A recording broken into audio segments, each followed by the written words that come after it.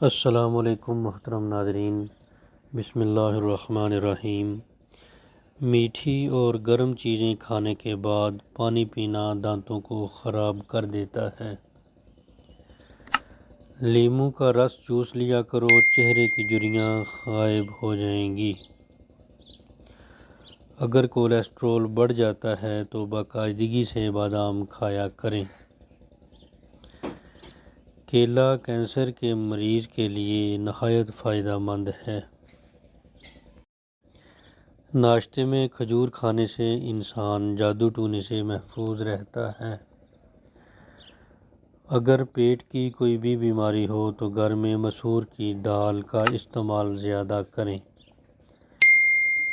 دودھ اور کیلا ایک ساتھ کھانے سے پیٹ خراب ہو جاتا ہے۔